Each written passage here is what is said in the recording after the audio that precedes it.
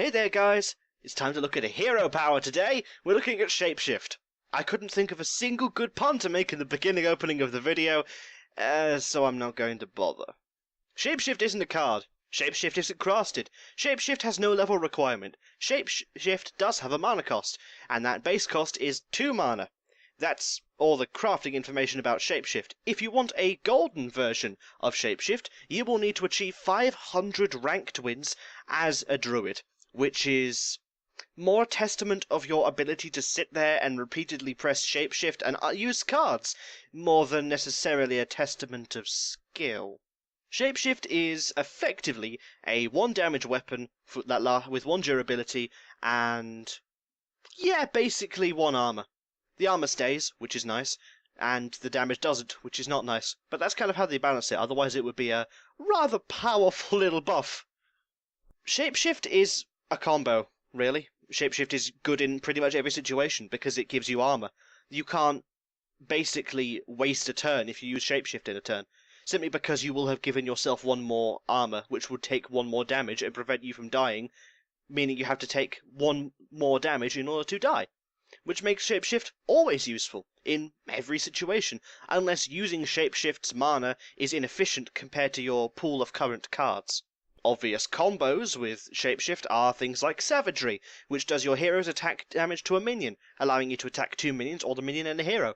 Things like Bite and Claw obviously have synergy, because they do exactly the same thing as Shapeshift, but stronger versions of such. But also, cards like Savage Roar, that buff all minions on the board, kind of like a weaker version of Bloodlust. That's also a very useful ability too. Plus, do not forget that the Druid's actual damage works a lot like the Warrior's Heroic Strike, meaning that it goes on top of weapons. So, any good combination with things like Blingtron 4000 is an excellent way to do even more damage on top of what you've already got. Other than that, Shapeshift doesn't have too many synergies because it's a hero power. Honestly, hero power is supposed to be diverse and versatile, and be usable in a wide variety of situations, but there doesn't necessarily have to be a standout section in which Shapeshift is this god amongst men, powerful ability of the lords. Shapeshift on its own will not win you the game.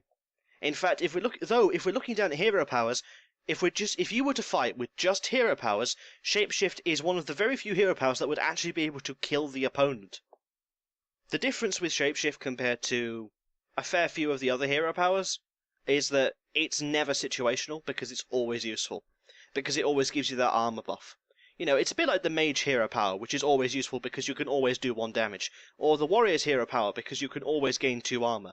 Like, it's a hero power that's universally and always useful, simply because it will always give you that extra little bit of survivability, and it will allow you to do a little bit of extra damage. It's like half of the warrior's hero power combined with all of the mage's hero power, with the disadvantage of having to throw yourself at the said target. Don't rely on it, though. Shapeshift is good, but generally don't rely on any kind of hero powers. Obviously, there are going to be hero powers and even cards now with the Grand Tournament expansion that stack really nicely with Shapeshift, but aside from this, you don't want to be using Shapeshift as your primary source of damage, because it probably won't work. But yeah, that's everything there is to say about Shapeshift, really. All summed up quite nicely and neatly, as it always is. I hope you enjoyed this video, and feel free to watch any of the other videos on the channel. It doesn't cost anything.